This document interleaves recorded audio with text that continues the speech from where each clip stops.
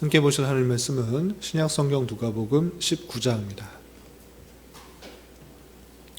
오늘 3월 19일 누가복음 19장을 읽는다는데 19장은 1절부터 48절까지 길게 되어 있어서 다 읽지는 않고요. 1절부터 27절까지 말씀을 함께 봉독하겠습니다. 신약성경 누가복음 19장 1절부터 27절까지 말씀, 신약성경 128면 전후를 보시면 되겠습니다. 1절부터 함께 봉독합니다. 예수께서 여리고로 들어가 지나가시더라. 삭개오라 이름 많은 자가 있으니 세리장이요 또한 부자라. 그가 예수께서 어떠한 사람인가 하여 보고자 하되 키가 작고 사람이 많아 할 수 없어 앞으로 달려가서 보기 위하여 돌무화과 나무 올라가니 이는 예수께서 그리로 지나가시게 되밀어라. 예수께서 그곳에 이르사 쳐다보시고 이르시되 삭개오야 속히 내려오라. 내가 오늘 네 집에 유하여야 하겠다 하시니 급히 내려와 즐거워하며 영접하거늘 문 사람이 보고 수군거려 이르되 저가 죄인의 집에 유하러 들어갔도다 하더라. 삭개오가 서서 주께 여짜오되 주여 보시옵소서 내 수의 절반을 가난한 자들에게 주겠사오며 만일 누구의 것을 속여 빼앗은 일이 있으면 네 갑절이나 갚겠나이다. 예수께서 이르시되 오늘 구원이 이 집에 이르렀으니 이 사람도 아브라함의 자손이로다. 인자가 온 것은 잃어버린 자를 찾아 구원하려 함이니라. 그들이 이 말씀을 듣고 있을 때에 비유를 더하여 말씀하시니 이는 자기가 예루살렘에 가까이 오셨고 그들은 하나님의 나라가 당장에 나타날 줄로 생각함이더라. 이르시되 어떤 귀인이 왕위를 받아가지고 오려고 먼 나라로 갈 때 그 종 열을 불러 은화 10문화를 주며 이르되 내가 돌아올 때까지 장사하라 하니라.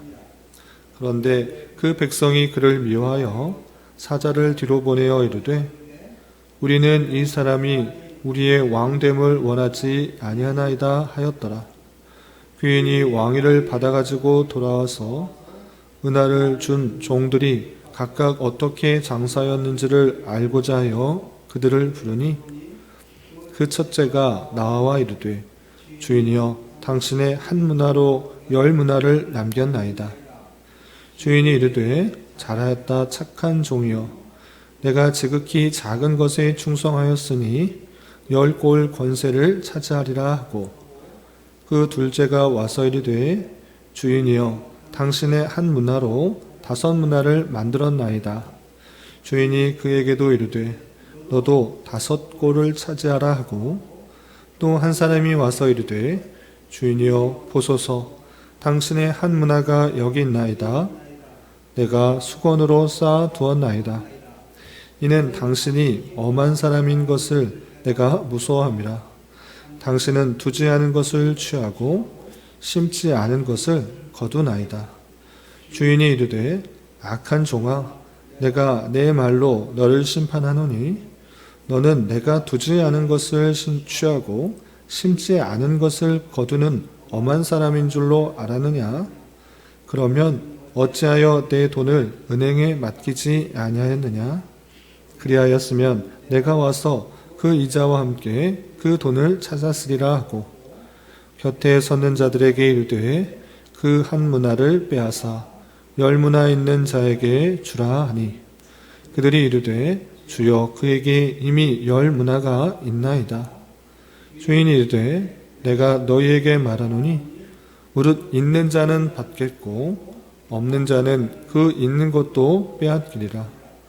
그리고 내가 왕됨을 원하지 아니하던 저 원수들을 이리로 끌어다가 내 앞에서 죽이라 하였느니라. 아멘. 감사합니다. 오늘 말씀의 본문은 누가복음 19장입니다. 누가복음 19장에 이르러서 예수님께서 드디어 예루살렘에 입성하는 장면이 나옵니다. 그 예루살렘에 입성하셔서 예루살렘에서 가져야 될 그 사역들을 이제부터 19장 이하부터 나오는 그 장면이 나오는데, 오늘 살펴볼 말씀은 예수님께서 예루살렘에 입성하시기 전에 있었던 일, 그 위주로 살펴보면서 또 교훈받을 수 있는 것들이 무엇인지 좀 살펴보도록 하겠습니다. 우선 19장 11절에 보면 이런 표현이 있습니다. 19장 11절 보면 이는 자기가 예루살렘에 가까이 오셨고 라고 하면서 누가복음은 계속해서 예수님께서 예루살렘을 향하여 가고 있다는 것을 보여주고 있다는 것을 알 수가 있고요. 또 28절에서도 이런 표현이 있습니다. 28절 보시면 예수께서 이 말씀을 하시고 예루살렘을 향하여 앞서 가시더라 라고 표현하면서 계속해서 예수님께서 궁극적 사역을 예루살렘으로 향하여 가는 그 모습들로 그려지고 있다, 이렇게 생각하시면 되겠고, 그러면 예수님께서 들어가시는 장면, 그 바로 전에 누가는 무엇을 기록하고 있는지 내용을 좀 살펴보도록 하겠습니다. 우선 1절부터 10절까지는 예수님께서 예루살렘으로 들어가시기 전에 거의 가까이 있는 지역인 여리고에 있었던 일을 그려주고 있습니다. 여리고에 어떤 일이 있었는가 보시면 1절, 2절 보시면 예수께서 여리고로 들어가 지나가시더라 라고 하면서 삭개오라 이름하는 자가 있으니 세리장이요 또한 부자라 라고 하면서 세리장이자 부자였던 삭개오를 만나는 그런 장면을 그립니다. 삭개오는 세리장, 세리들 중에서도 장이기 때문에 가장 우두머리이기 때문에 더욱더 부자였던 것입니다.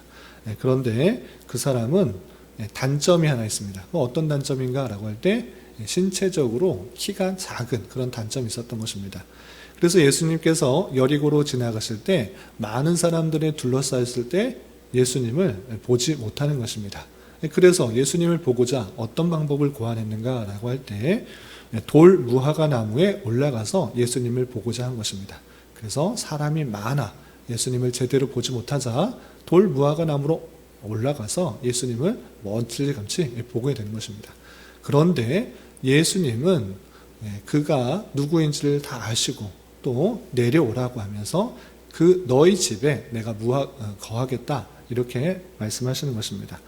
그래서 사람들은 다 예수님을 보고 수군거렸습니다. 저 사람은 죄인 중에서도 또 더 죄인인데, 세리가 더 많은 폭리를 취하는 그런 죄인인데 그것을 감독하는 세리장이기 때문에 더욱더 큰 죄인이다 라고 다들 알고 있었던 것입니다. 그런데 예수님께서는 그 세리장이었던 삭개오의 집에 유하여야겠다, 또 머물겠다, 이렇게 말씀하시면서 그 집으로 들어가게 된 것입니다. 그러나 사람들의 수군거림과는 상관없이 예수님께서는 삭개오의 집에 거하여서 그와 교제하시면서 복음을 전하게 되는 것입니다. 그러자 삭개오가 마음이 변하여서 예수님이 누구인지를 알고 내가 참으로 죄인이었다라는 것을 깨닫게 됩니다. 그래서 어떻게 변화했는가라고 할 때 많은 돈을 갖고 있는데 그것을 절반을 떼어서 가난한 사람에게 주겠다, 이렇게 말하는 것입니다. 뿐만 아니라 내가 잘못으로 도둑질하는 것으로 불의한 것으로 남을 빼앗기게 되면, 속여서 빼앗게 되면, 폭리를 취하게 되면 그것을 4배나 갚겠다라고 하면서 율법을 온전히 지키겠다라는 그런 표현으로 예수님 앞에 고백을 하게 되는 것입니다. 이렇게 변화된 삭개오의 모습을 보시고 예수님께서는 무엇이라 표현하시는가라고 할 때 9절에 보시면 오늘 구원이 이 집에 이르렀으니 이 사람도 아브라함의 자손이다, 이렇게 선포하시는 것입니다. 이렇게 키가 작고 또는 부자였고 또 죄인이라고 생각하였던 삭개오도 예수님을 만나고 또 예수님이 누구인지 온전히 깨닫게 됨으로 말미암아 변화된 모습 속에서 예수님께서는 구원을 선포하시는 그 모습을 볼 수 있습니다. 그리고 그 많은 사람들이 죄인이라고 생각하였던 삭개오 집에 유하고 또 가까이 있는 것을 보고 수군거렸던 그 모습을 보고 다시 한번 예수님께서 이 땅에 오신 이유에 대해서 이렇게 10절에서 말씀하고 계시는 것입니다. 10절에서 보시면 인자가 온 것은 잃어버린 자를 찾아 구원하려 함이니라 라고 하면서 죄인을 부르셨고 잃은 자를 찾으시려고 하시는 그 모습을 보여준 것입니다. 자신이 하나님 앞에 떳떳하다, 나는 율법을 잘 지키는 사람이다, 이렇게 생각하는 자가 아니라 하나님의 은혜가 필요한 자, 하나님의 긍휼이 필요한 자이고 참으로 죄인이다 라고 생각하는 자, 그런 자를 부르시고 또 하나님께서 하나님의 택하신 백성, 그 잃은 자를 찾기 위해서 이 땅에 오셨다는 것을 다시 한번 밝혀주고 있습니다. 그러므로 말미암아 우리 또한 하나님께서 잃은 자를 찾으시는 그 은혜 속에서 내가 부르심을 받고 찾아냄을 받아 예수님을 온전히 믿게 되었다는 그 사실로 참으로 기뻐하며 감사할 뿐만 아니라 더욱더 하나님의 뜻에 맞는 그런 삶을 살아가도록 더욱더 노력해야 될 것입니다.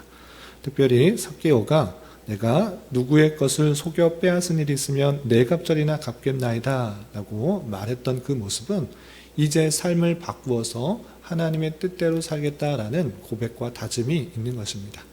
그냥 예수님을 믿고 구원받았다, 이것에서 그치는 것이 아니라 더욱더 하나님께서 원하시는 삶이 무엇인지를 잘 깨닫고 그 뜻대로 순종하며 나아가는 변화된 삶의 모습들이 있어야 될 것입니다. 오직 은혜로 구원받은 자답게 하나님의 원하시는 그 모습들을 더욱더 힘써 살아가기에 노력하는 우리가 되어야 될 것입니다. 그리고 이어지는 11절부터 27절까지는 은 10문화를 10명의 종에게 주는 그런 비유에 대해서 설명하고 있습니다. 이 10문화의 비유 이야기는 마태복음에서는 거의 비슷한 이야기가 달란트의 비유로 납니다. 마태복음 25장 14절부터 30절까지 나오는 이야기인데요. 마태복음에서는 간단하게 표현하고 있습니다. 어떻게 표현하느냐? 한 주인이 종에게 5달란트, 2달란트, 1달란트를 주고 떠났다가 다시 되돌아왔을 때 종에게 그 달란트를 어떻게 사용했는지 묻고 그것을 땅에 묻어둔 그 종에게 책망하는 그런 장면이 나오는데 누가복음에서는 그 상황을 조금 더 구체적으로 표현하고 있습니다. 그러면 어떤 차이가 있는지 조금 보도록 하겠습니다. 보시면 12절 이하로 이렇게 되어 있습니다. 12절 보시면 어떤 귀인이 왕위를 받아 가지고 오려고 먼 나라로 갈 때에 됐습니다. 마태복음은 그냥 단순하게 주인이 종에게 먼 나라로 갈 때 그 달란트를 주었다라는 그런 식으로 주인과 종에 대해서 말하고 있는데 여기서는 더 구체적으로 표현하고 있습니다. 어떻게 표현하고 있습니까? 어떤 귀인이 왕위를 받아 가지고 오려고 먼 나라로 갔다 그랬습니다. 여기서 귀인은 다름 아니라 예수님을 가리키는 것입니다.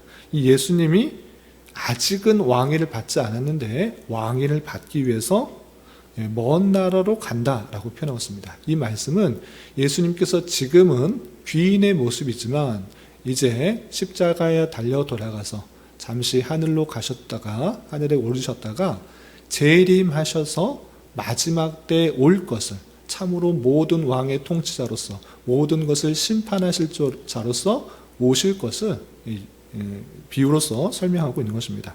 그래서 어떤 귀인이 왕위를 받아 가지고 오려고 먼 나라로 갈 때 어떤 일을 하셨는가? 그 종 열을 불러 10문화를 주었다 그랬습니다. 마태복음에서는 종마다 다른 달란트를 줬는데 다른 양의 달란트를 줬는데 여기서는 모든 종에게 똑같은 돈을 줍니다. 10명의 종에게 10문화를 줬습니다. 한 사람당 한 문화를 준 것입니다. 달란트는 아주 큰 양의 돈입니다. 그러나 문화는 100데나리온의 가치를 갖고 있는 화폐입니다.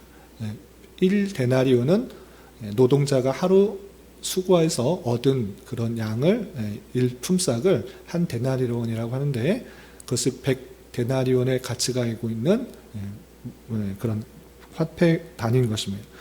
그래서 한 문화를 가졌다는 것은 100일 동안의 100일 동안의 수고를 한 그런 금액을 갖고 있는 것입니다. 그런데 그 주면서 어떻게 했는가라고 할 때 13절 말미에 내가 돌아올 때까지 장사하라 이렇게 말씀하셨던 것입니다. 그런데 어떤 일이 발생하는가? 14절 15절 보시면 백성이 그를 미워하여 그 귀인을 미워했다 이런 표현도 있습니다. 그래서 어떻게 말하는가? 우리는 이 사람이 우리의 왕됨을 원하지 아니하나이다 라고 표현하고 있는 것입니다. 그 귀인을 왕으로서 모시고 싶은 마음이 없다라고 말하고 있습니다. 이것은 예수님을 참으로 왕으로 섬기지 않는, 왕으로 받아들이지 않는 이 땅의 세상 사람들을 가리키고 있는 것입니다. 그런데 결국은 어떻게 되는가? 먼 나라로 가서 왕위를 가지고 온 것입니다. 그래서 16, 15절에 보면 이렇게 되어 있습니다. 귀인이 왕위를 받아가지고 돌아와서 은하를 준 종들이 어떻게 장사했는지 알고자 하여 그들을 부르니 라고 하고 있는데, 이 모습은 단순히 로마에 가서 왕위를 인정받아서 다시 예루살렘으로 왔다, 이것에 그치는 것이 아니라 예수님께서 이제 십자가 달려 돌아가시고 부활 승천하셨다가 재림하실 때, 마지막 때의 그 모습을 말하고 있는 것입니다. 마지막 때에 그 통치자로서, 심판자로서의 모습을 가지고 이 땅에 오셔서 그 사람들을 다 불러서 평가한다. 최후의 심판 때 이런 일이 있을 것이다 라고 표현하고 있는 것입니다. 그러면서 어떻게 평가하시는가 보시면 16절 17절, 첫째가 나와 이르되 주인이여 당신의 한 문화로 10문화를 남겼나이다. 한 문화 줬는데 열심히 장사해서 10개를 남긴 것입니다. 그러자 예수님께서는 그 주인이 어떻게 했는가? 17절, 잘하였다 착한 종이여, 내가 지극히 작은 것에 충성하였으니 10꼴의 권세를 차지하라, 이렇게 칭찬하는 것입니다. 그리고 두 번째 종에게는 어떻게 하는가? 한 문화를 가지고 5문화를 남겼습니다 라고 대답하자 주인이 너도 5꼴을 차지하라, 이렇게 표현하고 있습니다. 그런데 세 번째 종은 이렇게 하는 것입니다. 어떻게 하는가?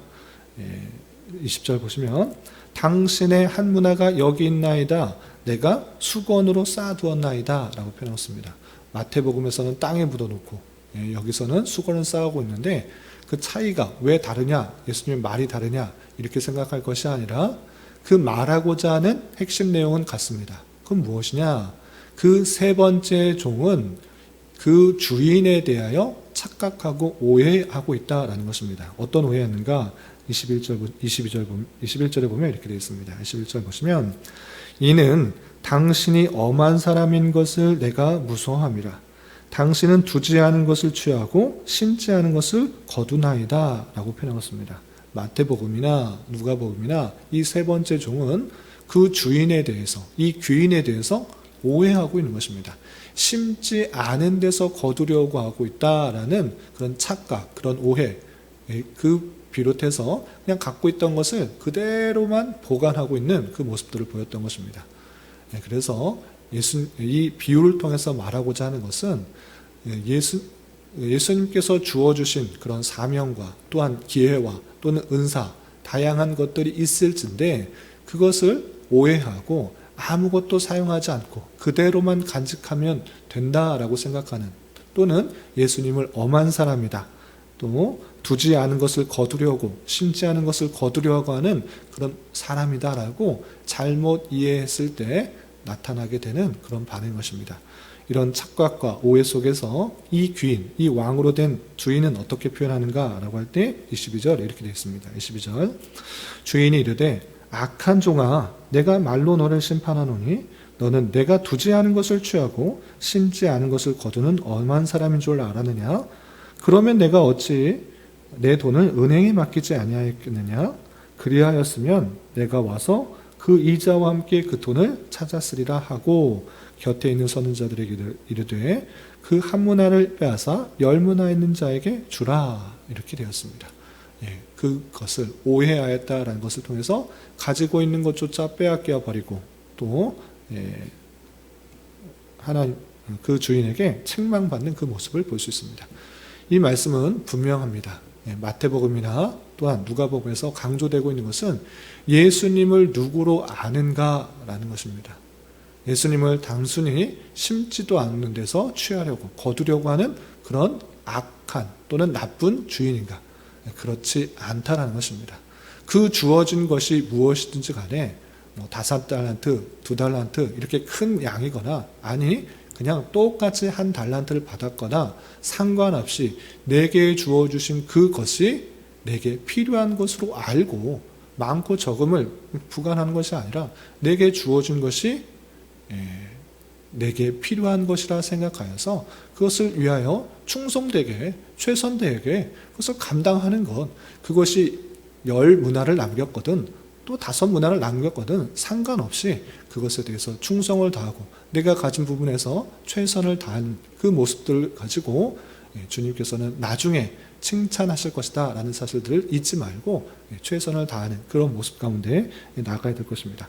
그러나 예수님을 오해하여서 심지도 않고 거두려고 하는 나쁜 주인으로 알린다고 하면 오해하였고 또 잘못 안 것이기 때문에 책망받을 수 있다는 것을 잊지 않으며 우리에게 주어진 기회, 우리에게 주어진 그런 은사들, 달란트, 그런 재능들, 그것을 최선을 다하고 충성을 다하여서 잘 개발하고 또 성실히 감당하여서 주님께 칭찬받는 그런 종으로서의 삶을 살아가야 될 것입니다. 그리고 28절부터 45절까지는 시간이 없어서 다 나누지 못하는데 예수님께서 나귀를 타고 예루살렘 성으로 입성하는 장면이 나옵니다. 많은 사람들이 환호하고 즐거워합니다.